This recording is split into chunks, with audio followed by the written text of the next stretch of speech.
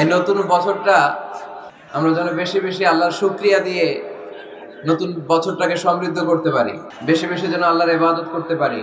নতুন বছরে আমরা শপথ নেই আমরা যেন অন্তরে হিংসা লালন না করি, বিদ্বেষ লালন না করি, আমরা নিজেরা যেন কাদা ছোড়াছুরি না করি, আমরা যেন মিলেমিশে একসাথে একাকার হয়ে যাই।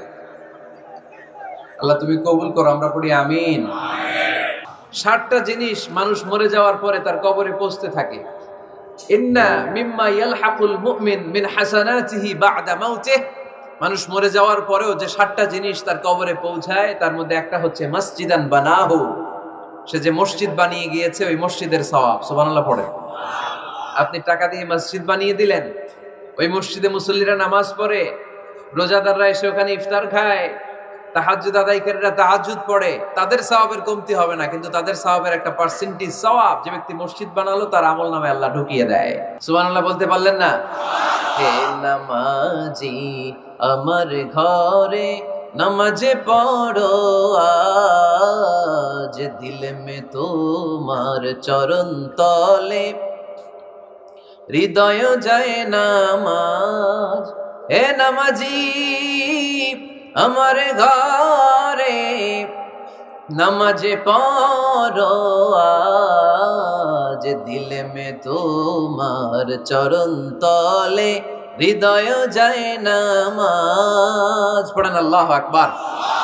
কি সুন্দর লিখেছেন কাজী নজরুল ইসলাম। মসজিদ কেমন যেন মসজিদ তার নিজের ভাষায় আল্লাহর কাছে কেঁদে কেঁদে ফরিয়াদ জানায়, আল্লাহ নামাজিরা আমার ঘরে আসে না, কি সুন্দর টাইলস, কি সুন্দর মুসল্লা, কি সুন্দর এয়ার কন্ডিশন, সব আছে কিন্তু মুসল্লি নাই, ঠিক কিনা? মসজিদগুলো আল্লাহর কাছে ফরিয়াদ জানায়, এজন্য আমরা যেন মসজিদমুখী হই। কি মুখী? কাজী নজরুল ইসলাম খুব সুন্দর করে বলেছেন, মসজিদেরই পাশে আমায় কবর দিও ভাই, ঠিক কিনা? মসজিদেরই পাশে আমায় কবর দিও ভাই, যেন গড়ে হতে মুয়াজ্জিনের আযান শুনতে পাই। আমার গোরের পাশে দিয়ে ভাই নামাজিরা যাবে, পবিত্র সেই পায়ের ধ্বনি এ বান্দা শুনতে পাবে। গোরা যাব হতে গুনাহগার পাইবে রেহাই, মসজিদেরই পাশে আমায় কবর দিও ভাই। কত মানুষ নামাজি ভাই মসজিদাঙ্গিহীনাতে, আল্লাহর নামের জিকির করে লুকিয়ে গভীর রাতে। আমি তাদের সাথে ওই আল্লাহর নাম জপতে চাই, আল্লাহর নাম জপতে চাই। পড়েন সবাই, মসজিদেরই পাশে আমায় কবর দিও ভাই, যেন গড়ে হতেও মুয়াজ্জিনের আযান শুনতে পাই। চিল্লায় পড়তে হবে আমিন। কি দরদ ছিল আমাদের জাতীয় কবি কাজী নজরুল ইসলামের, মসজিদের পাশে আল্লাহ তুমি আমার কবর দিও। আল্লাহ এই দোয়াটা কবুল করে নিয়েছে, ঠিক কিনা? আপনার কবরের পাশে মসজিদ আছে না নাই? আছে। এজন্য মসজিদের সাথে সম্পর্ক জুড়ে দেওয়া এটা ইমানদারের আলামত, আর মসজিদকে ঘৃণা করা এটা মুনাফিকের আলামত। এজন্য আমরা যেন আমাদের হৃদয়টাকে মসজিদের সাথে জুড়ে দেই, মসজিদের সাথে যেন সুসম্পর্ক থাকে। মসজিদ সবার, মসজিদ নিয়ে দলাদলি নাই। দলাদলি আছে অনেক জায়গায়, হানাফি মসজিদ, আহলে হাদিস মসজিদ এরকম আমরা দেখি বা শুনি, এটা ঠিক না। হানাফি মসজিদ বলে কোনো কথা নাই, আহলে হাদিস মসজিদ বলে কোনো কথা নাই। মসজিদ সবার। ছোট্ট খাট্ট বিষয় নিয়ে মসজিদে মারামারি, একজন হাত তোলে আরেকজন তোলে না, কিলাকিলি আছে না নাই? একজন বলে জোরে আমিন, আরেকজন আস্তে আমিন, মারামারি আছে না নাই? এগুলো কি মারামারি করার কোনো বিষয়? কথা বলেন। সালাতে ফরজ আছে, ওয়াজিব আছে, সুন্নাহ আছে। খেয়াল করে বুঝবেন, ফরজ যদি নষ্ট হয় সালাত ভঙ্গ হয়, you have to repeat your সালাহ। ওয়াজিব নষ্ট হলে সালাত ভঙ্গ হয় না, নতুন করে পড়া লাগে না। সেজদায় সাহু দিলেই সালাত আদায় হয়ে যায়। আর সুন্নাহ নষ্ট হলে নামাজ নষ্টও হয় না, নতুন করে পড়াও লাগে না, সৌ সেজদাও লাগে না, নামাজ আদায় হয়ে যায়। সুন্নাহ নষ্ট হলে এই যে হাত তোলা না তোলা এটা সুন্নাহ, আমিন জোরে বলা না বলা এটা কি সুন্নাহ, যেটা কোনো কারণে কেউ না করলেও তার নামাজ কবুল করে নেবে কে? আর এই সব সুন্নত লই আমগো দেশে কিলাকিলি, মৌলভীবাজারে মাশাআল্লাহ এগুলা নাই, এখানেও আছে। এগুলার অবসান ঘটুক, আমরা চাই কি চাই না? আর কত এই ছোটখাটো বিষয় নিয়ে আমরা এই বিভেদের প্রাচীর আর দেয়ালকে উঁচু করব আমাদের মাঝখানে? কবে আমরা ঐক্যের সিন্ডিকেট করব?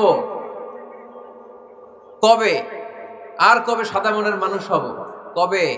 আর কত? অনেক হয়েছে, আর না, এবার থামেন।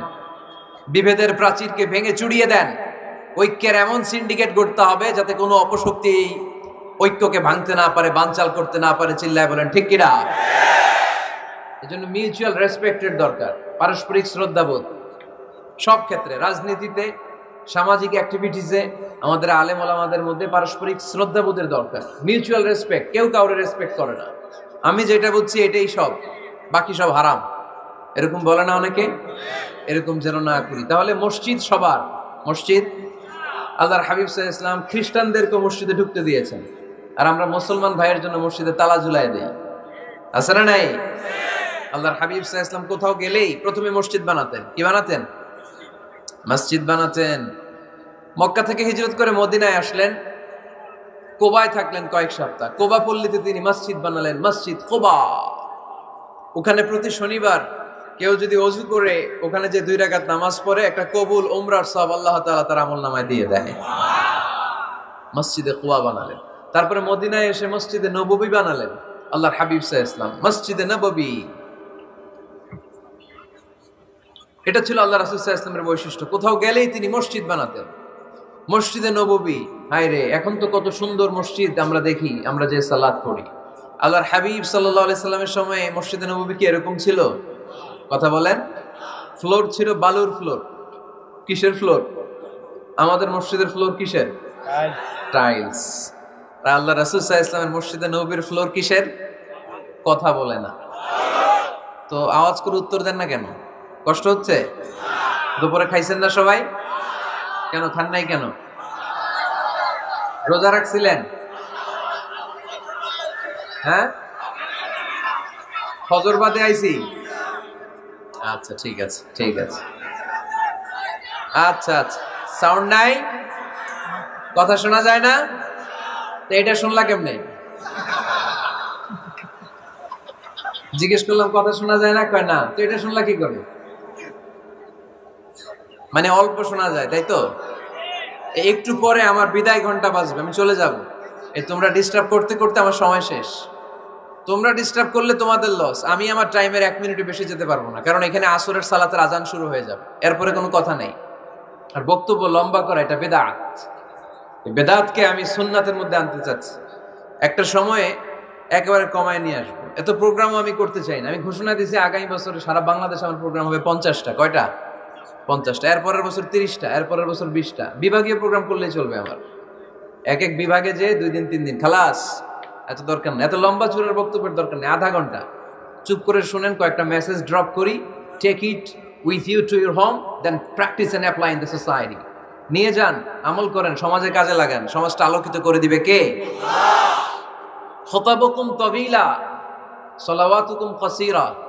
আল্লাহর হাবিব সাল্লাল্লাহু আলাইহি ওয়াসাল্লাম বললেন, কিয়ামতের একটা আলামত, কিয়ামতের আগে তোমাদের বক্তব্য হয়ে যাবে লম্বা, সালাত হয়ে যাবে খাটো। সালাতের পরে তাসবিহ পড়তে চায় না লোকজন, ব্যস্ত, মহা ব্যস্ত, সুপার বিজি।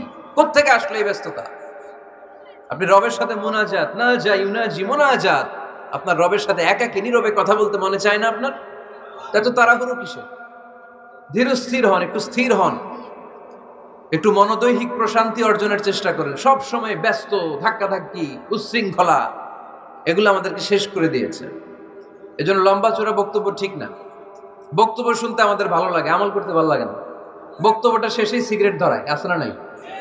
মাহফিল শেষেই বিড়ি ধরায়, কয় চমৎকার ওয়াজ করছে হুজুরে। ওয়াজটা সেরকম হয়েছে, অনেক কণ্ঠ সুন্দর হুজুরের। এতদিন ইউটিউবে দেখছি, আজকে সরাসরি দেখাইছি, আছে না নাই? তো কি লাভ হয়েছে? লাভটা হয়েছে কি? এই যে মাহফিল শেষে বিড়িটা ধরাইলেন আর গেলেন, কোনো লাভ হয় নাই। এগুলো থেকে বেরিয়ে আসতে হবে। বছরের পর বছর আমাদেরকে শেখানো হয়েছে একভাবে, কেউ এই পরিবর্তনের আওয়াজ তোলে নাই। আওয়াজ আপনাকে তুলতে হবে। আওয়াজ তোলার জন্য এত মানুষ লাগে না, আপনি একাই যথেষ্ট। আপনি দাঁড়ান না সামনে, দেখবেন আপনার সামনে কেউ টিকে থাকতে পারবে না, ঠিক কিনা? কিন্তু আপনার শক্ত সিদ্ধান্ত লাগবে, পরিবর্তনের জন্য শক্ত মানসিকতা লাগবে যে আমি পরিবর্তন করতে চাই। We have to change.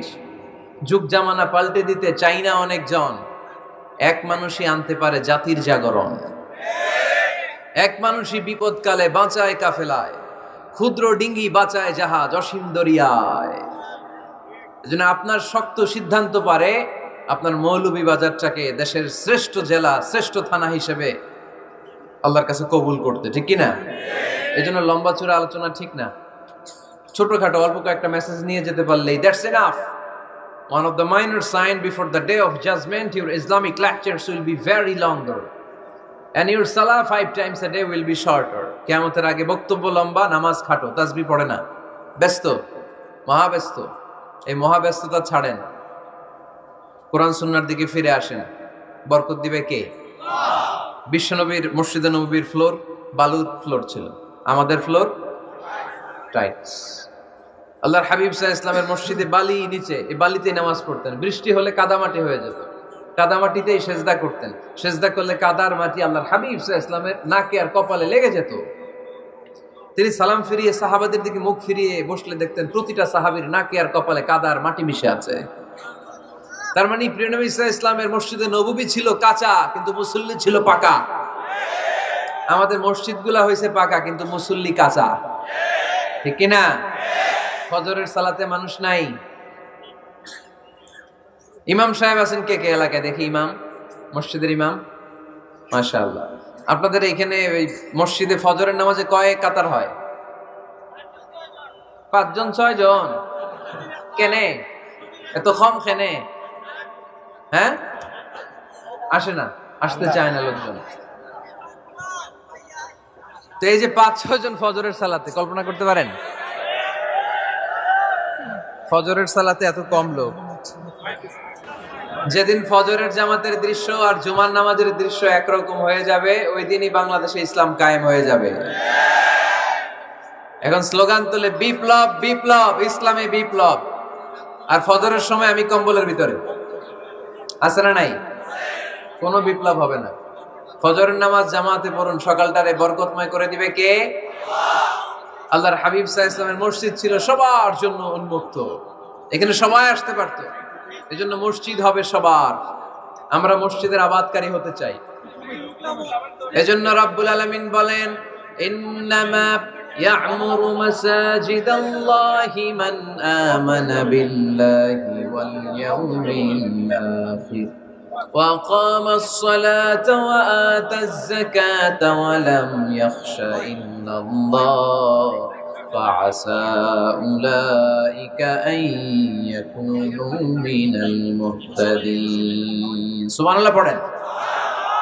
রব্বুল আলামিন বললেন মসজিদের আবাদকারী হবে তারা যারা আল্লাহর প্রতি ঈমান আনে, আখিরাতের প্রতি ঈমান আনে, যারা সালাত কায়েম করে, যারা যাকাত আদায় করে, যারা দুনিয়ার কাউকে ভয় পায় না, ভয় পায় একজনকে। চিল্লায় বলেন তিনি কে? যাদের হৃদয়ে আছে আল্লাহর ভয়, তারা কবু পথ ভুলে যায় না। আল্লাহর প্রেম ছাড়া এই দুনিয়া কারো কাছে কোনো কিছু চায় না, ঠিক কিনা? তাহলে যারা মসজিদের আবাদকারী এরা ভয় পায় একজনকে। চিল্লায় বলেন তিনি কে?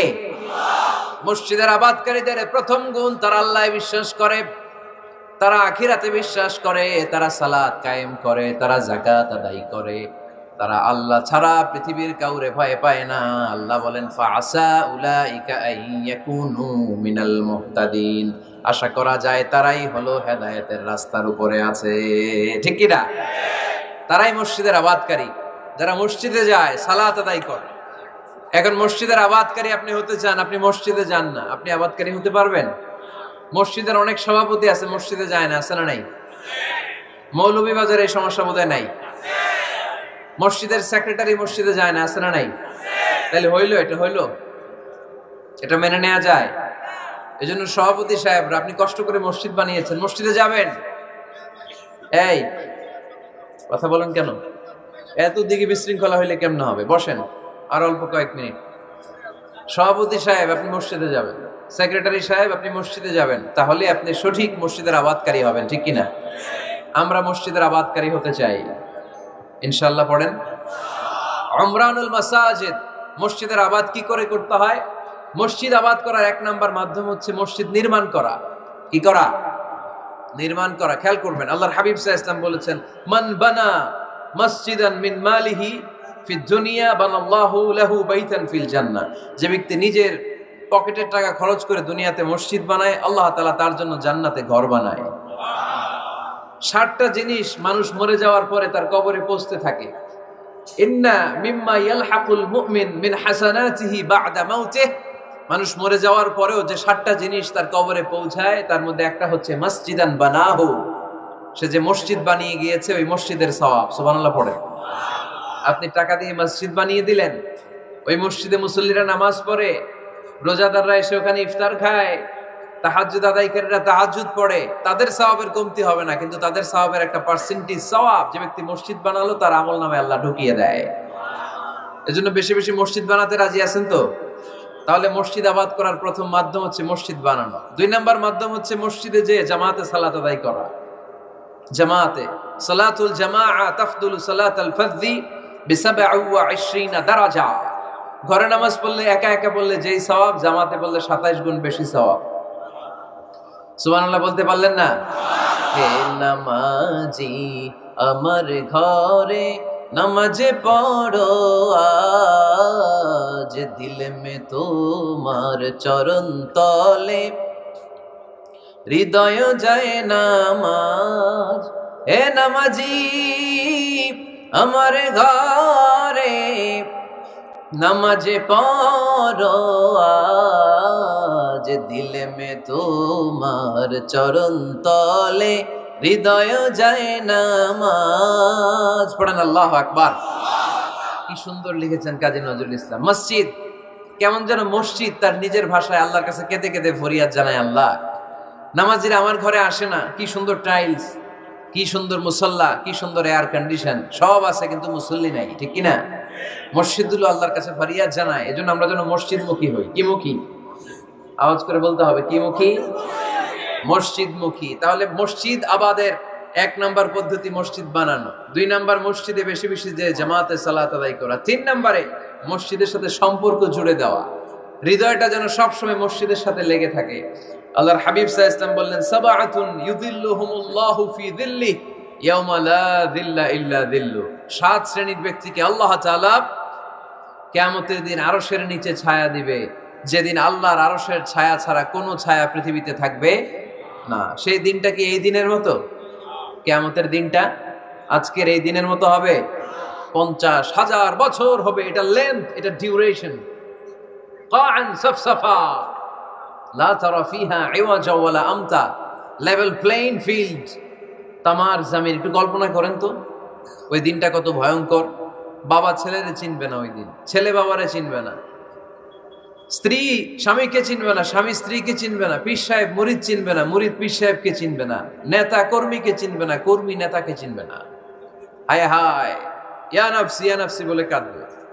সূর্যটা মাথার কাছে চলে আসবে, সূর্যের তাপে মাথার মগজগুলো গলে গলে নাকের ছিদ্র আর কানের ছিদ্র দিয়ে টপ টপ করে বেয়ে বেয়ে পড়বে। তৃষ্ণায় মানুষগুলো পাগল পাড়া, জিহ্বাটা বের হয়ে নাভি পর্যন্ত ঝুলতে থাকবে। সেদিন সবাই পাগলের মতো ছুটতে থাকবে, কোনো ছায়া নাই আল্লাহর আরশের ছায়া ছাড়া। আল্লাহর হাবিব বললেন 7 শ্রেণীর ব্যক্তিকে আল্লাহ তাআলা আরশের নিচে ছায়া দিবেন। এর মধ্যে 1 শ্রেণীর ব্যক্তি রাজুলুন কলবুহু মুআল্লাকুন বিল মাসাজিদ। ওই ব্যক্তি যার হৃদয়টা সবসময় আল্লাহর মসজিদের সাথে লেগে থাকে। মসজিদের সাথে যার হৃদয় লেগে থাকে তাকে আরশের নিচে ছায়া দিবে কে? এজন্য মসজিদের সাথে যেন আমাদের হৃদয়গুলো লেগে থাকে। অনেকেই দেখবেন এত ভালো নামাজে, জোহর পরে টেনশন করে আসরটা কই পড়বো, আসর পরে চিন্তা করে মাগরিবের সময় আমি কোথায় থাকবো, মাগরিবের সময় টেনশন, ইস এশাটা হয়ে গেলেই তো শেষ। এরকম লোক আছে না নাই? এদেরকে সেই কঠিন ভয়াবহ দিনে আরশের নিচে ছায়া দিবে কে? তারপরে মসজিদ আমাদের 4 নাম্বার পদ্ধতি, মসজিদকে পরিচ্ছন্ন রাখা, মসজিদকে ঝাড়ু দেয়া। মসজিদকে যারা পরিষ্কার করে তাদের হৃদয়ের যন্ত্রণা দূর করে দেয় কে? সাইয়েদনা ইব্রাহিম আলাইহিস সালাম এবং ইসমাঈল আলাইহিস সালামকে আল্লাহ তাআলা আদেশ করেছেন, তাহহিরা বাইতিয়া লিত-তাইফিনা ওয়াল আকিফিনা ওয়ার রুকআই সুজুদ। ইব্রাহিম ইসমাঈল বাপ বেটা দুইজন মিলে মসজিদ ঝাড়ু দাও। কি ঝাড়ু দাও? মসজিদেরি ঝাড়ু বড়দার ও কামারে হাত শোনো আমারে মুনাজাত। পড়েন, শোনো শোনো ইয়া ইলাহি আমারে মুনাজাত, শোনো আমারে মুনাজাত। পড়েন আমিন।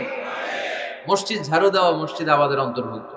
আপনারা কেউ কোনোদিন মসজিদ ঝাড়ু দিয়েছেন নাকি? কে কে দিয়েছেন দেখি? সবাই? সবাই মসজিদের খাদেম? মাশাআল্লাহ। আমিও দিছি মসজিদ ঝাড়ু, অনেক দিছি। মাশাআল্লাহ, আল্লাহ তুমি কবুল করো। যাদের হৃদয়ে বড় জ্বালা, ফ্যামিলিতে সুখ নাই, শান্তি নাই, তারা হৃদয়ে প্রশান্তি আনতে চাইলে এতিমখানায় যাবেন, এতিমের মাথায় হাত বুলিয়ে দিবেন, এতিমের মুখে খাবার তুলে দিবেন। আপনার হৃদয়টারে নরম করে দিবে কে? আল্লাহর ঘর মসজিদে যাবেন, নিজ হাতে মসজিদটারে একটু পরিষ্কার করে দিবেন, আপনার জীবনটারে উজালা করে দিবে কে? তাহলে এগুলো করার মাধ্যমে আমরা মসজিদের আবাদ করতে চাই। আমরা মসজিদের আবাদকারী হতে চাই কি চাই না?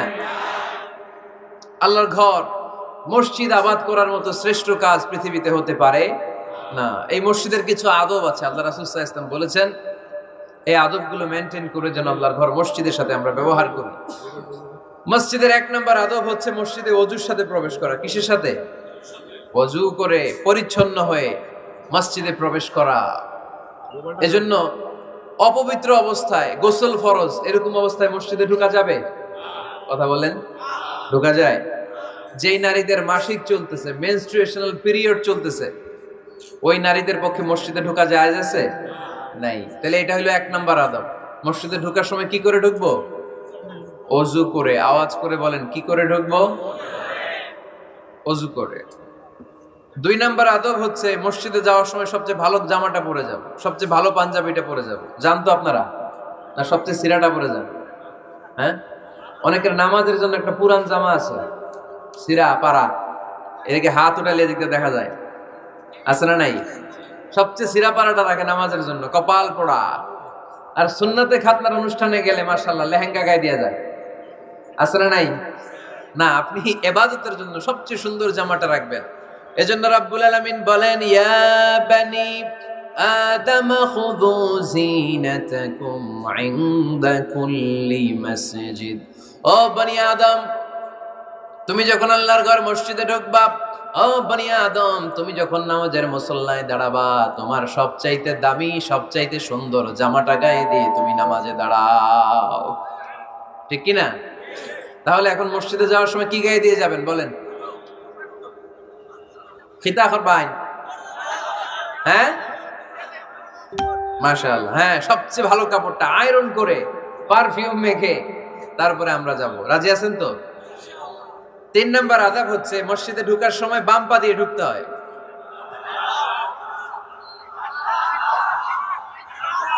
কোন পা? আরো জোরে।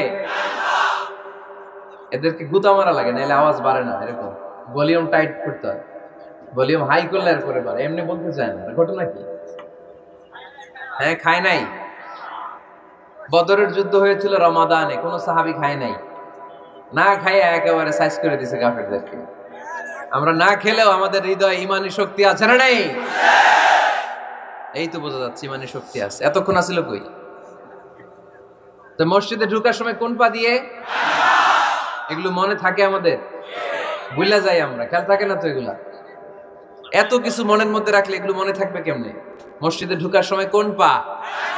আরো জোরে। বেরোয়ার সময় কোন পা? মনে থাকবে? মসজিদে যখন ঢুকবেন ডান পা দিয়ে ঢুকবেন আর দোয়া পড়বেন, আউযু বিল্লাহিল আযীম ওয়া ওয়াজহিল কারীম ওয়া সুলতানিহিল কাদীম মিনাশ শাইতানির রাজীম। বিষ্ণু সাল্লাল্লাহু আলাইহি ওয়াসাল্লাম বললেন, যে ব্যক্তি মসজিদে ঢোকার সময় এই দোয়াটা পড়বে, শয়তান আফসোস শুরু করে। সে বলে, হায় হায়, আজকের দিনের জন্য, সারা দিনের জন্য তো তুই আমার ওয়াসওয়াসা থেকে বেঁচে গেলি। আজকের সারা দিনের জন্য তোরে আমি হারালাম। আজকের আল্লাহর পক্ষ থেকে প্রোটেকশন নিয়ে বেঁচে গেলি, আজকের জন্য যা, কালকে তোরে আমি ধরবো। এজন্য এই দোয়াটা পড়ার দরকার আছে না? আউযু বিল্লাহিল আযীম ওয়া বিওয়াজহিল কারীম ওয়া সুলতানিহিল কাদীম মিনাশ শাইতানির রাজীম। চারটা বাক্যের দোয়া মুখস্থ করতে কষ্ট হলে যে ইউটিউবে চলে যাবে আজকেই, ওখান থেকে শুনে আপনারা মুখস্থ করে নেবেন, এই দোয়াটা পড়বেন। তাহলে ওই দিনের জন্য শয়তানের ওয়াসওয়াসা, টেম্পটেশন, প্রভোকেশন থেকে আপনি আল্লাহ তাআলার প্রোটেকশনে চলে গেলেন। সুবহানাল্লাহ পড়েন। তারপর আল্লাহর হাবিব বললেন, ঢোকার আগে আমাদের সালাম দাও। পড়বেন, আসসালামু আলাইকা আইয়ুহান নাবিয়্যু ওয়া রাহমাতুল্লাহি ওয়া বারাকাত। এই দুইটা জিনিস যখন করে ফেললেন, তখন ডান পা দিয়ে পড়বেন, আল্লাহুম্মা আফতাহ লি আবওয়াবা রাহমাতিক। সুবহানাল্লাহ। আল্লাহুম্মা আফতাহ লি, ও আল্লাহ আমার জন্য তুমি খুলে দাও, আবওয়াবা রাহমাতিক, তোমার রহমতের দরজা। তার মানে মসজিদে ঢুকলে রহমত পাওয়া যায় কি যায় না? মসজিদে ঢুকলে পাওয়া যায়।